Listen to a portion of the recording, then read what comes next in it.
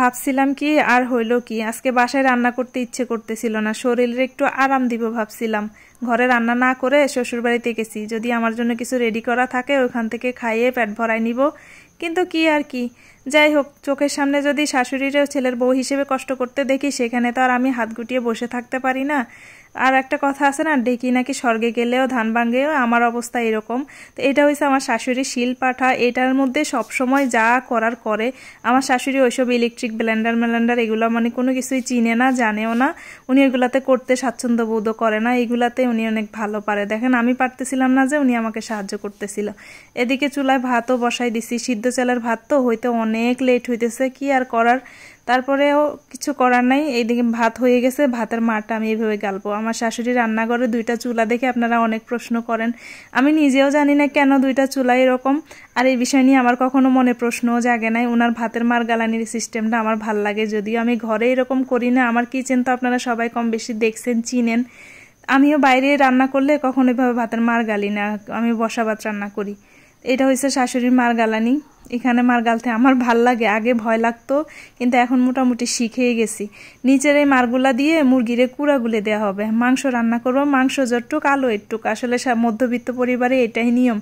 যতটুকু মাংস থাকবে আলুও ততটুকু থাকবে, তাইলে সবার পাতে এক পিস আলু এক পিস মাংস, সবাই সমান ভাগে একটু ঝোল দিয়ে মজা করে ভাত খাওয়া যাবে। এইখানে একটা জিনিস দেখে আপনারা খুবই অবাক হবেন, দেখেন ঘরের পিছন দিয়ে কত বড়, কত উঁচু পাহাড়। ক্যামেরাতে তেমন একটা বোঝা যায় না, কিন্তু অনেক উঁচু। কিন্তু ভয়ে ভয়ে আপনারা থাকতেন না কখন, অনেক ভয় লাগতো, কিন্তু এইখানে ওনারা অনেক বছর ধরে থাকতেছে। যাই হোক, মাংস তরকারিটা বসাই দেই, দুপুর হয়ে গেছে, খিদাও অনেক লাগছে। আমি রান্না করব, এই বাড়িতে আসলে কম বেশি আমি রান্না করি, ভালো লাগে। আবার অনেকের মনে প্রশ্ন থাকবে, আপনি কেন আলাদা থাকেন, বা আপনার শাশুড়ি একা একা কত কষ্ট করে রান্না বান্না করে। আমার শাশুড়ি একা না, এখানে ওনার মেজো ছেলের বউ আছে, আমি বড় ছেলের বউ, তো আমি সবকিছু স্যাক্রিফাইস করে আমি দূরে সরে গেছি। একটা সময় তো সবার সংসার সবারই বুঝিয়ে নিতে হবে। আমার শাশুড়ির কয়দিন পরে আবার ছোট ছেলের বউ আসবে ইনশাল্লাহ, তো আবার মেজো ছেলের বউ সব গুছাই নিবে। আস্তে আস্তে এইভাবে সবাই সবার সংসার এভাবে গুছাই নেয়। আমার গোছাই নেওয়ার সময় হয়েছে, আমি গোছাই নিছি। এটাতে আমাদের ফ্যামিলিতে কারোই মন খারাপ নাই, সবাই যে যার মতো। এই দেখেন আমার শাশুড়ি কি সুন্দর একটা তাক, দেখে ইউনিক লাগতেছিল না? যাই হোক, কল থেকে পানি নিয়ে আসতেছি, পানি আনবো। এইখানে আবার ঝিরিতে তেমন একটা পানি নাই, ঝিরির পানি সবাই হয়তো আমাকে খেতে দিয়ে দেয়। আর এই কল থেকে পুরা এলাকাবাসী এই কল থেকে পানি খায়। এখন তো খুব ভালোই পানি ওঠে, যখন ওই চৈত্র বৈশাখ মাস আসে না, তখন এই কল থেকে তেমন একটা পানি পায় না, অনেক কষ্ট হয়। এমনও সময় হয় যে রমজান মাসে খুব ভোরে সবাই সেহরি খেয়ে তারপরে উঠে যায়, উঠে এভাবে সিরিয়াল দিয়ে কলস ভরায়। ওই সময়টা যদি আসে আমি আপনাদেরকে অবশ্যই দেখাবো।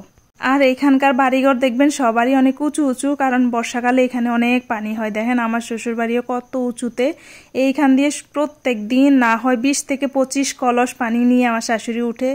আমার যা এটাও এইভাবে করে পানি টানে, ও এইভাবে করে টানতে টানতে ওর অভ্যেস হয়ে গেছে। আমি আসলে আমিও এইভাবে সাহায্য করতে চেষ্টা করি আর কি। এবারে পানি আনতে অনেক কষ্ট হয়, এই বাড়িতে পানি নিয়ে অনেক বেশি সমস্যা। পানি মানে অল্প অল্প করে করা লাগে, বেশি পানি অপচয় করা যায় না, যেহেতু আনতে অনেক বেশি কষ্ট। কল চিপে চিপে কলস ভরে ভরে পানি আনতে বলেন, কত পানি আর আনা যায়। যদিও আমার বাসায় পানির মানে ওয়াশরুমের পানি, তারপরে হচ্ছে অন্যান্য গোসলের পানি, রান্নার পানি, এগুলো লাইনের পানি আছে। আর বাকিটা আমি শুধু খাবারের পানিটা আনি, এতে আমার অনেক কষ্ট হয়। আর আমার শাশুড়ির অবস্থা দেখেন, সারা বছর এইভাবে করেই চলে।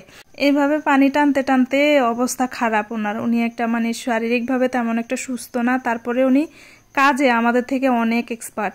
এখানে কিছু আলু দেখতেছিলাম, এইগুলা কি আলু আপনাদেরকে আরেকটা ভিডিওতে দেখাবো। এই আলুগুলা সবাই খায়, আমিও তেমন একটা খাই নাই, নতুন আমি খাবো, দেখি এগুলা কেমন। এইগুলা আরেকটা আলু, এগুলার আমরা বাস আলু বলি। এই বাস আলুগুলো তুলতেছিলাম, তেমন বড় হয় নাই, শুধু শুধু কুড়ে তুললাম, দেখলাম কতটুক হয়েছে। এই আলুগুলা সিদ্ধ করে খাইতে মজাই লাগে। এই যে আমার হাতে আলুগুলা, এগুলা চিনেন কিনা কে জানে, কে কি নামে জানেন জানি না, এগুলার এক একটা নাম আলাদা আলাদা নাম আছে।